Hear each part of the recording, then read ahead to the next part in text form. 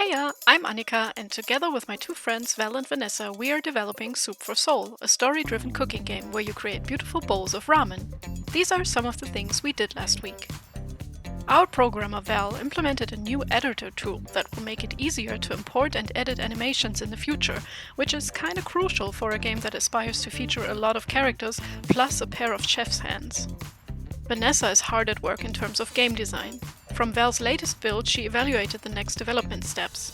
Especially the interplay between the chef's cursor and indicator hands was on her mind. So, one thing that always helps her with game design challenges is to build a small prototype. On the right is the cursor hand, which is used to select objects by moving it toward them.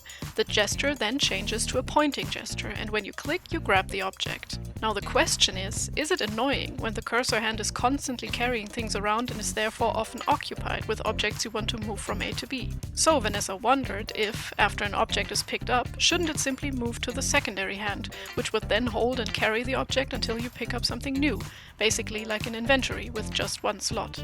However, she has decided to set this idea aside for now, since the pointer hand actually serves a different purpose. It essentially acts as a tutorial, using gestures to show what needs to be done next. So if she were to repurpose it as an inventory slot, that other function would be severely limited. This is a classic issue that's best addressed through prototyping to figure out what works best in gameplay. Secondly, Vanessa is exporting new animations for Unity to make Chef Tanaka's hands act more natural. Here you can see an animation that follows the cursor hand's idle animation. This animation is triggered when the cursor is not being moved to show the hand relaxing. As soon as you move the cursor again, the animation transitions back to the active idle animation. That's actually also why the animation jumps here, because the start and end frames depend on another animation. Okay, and what did I do? I played German Scrabble again and did our Umsatzsteuervoranmeldung for the second quarter. Lastly, we have an organizational topic to talk about.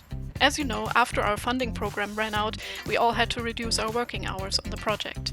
Together with summer season now right in front of us, and frankly also a little bit of social media burnout, we've decided to take a creative break from our weekly videos for a while after this one.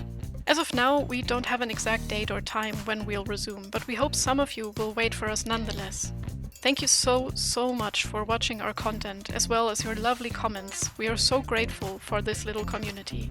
See you all soon!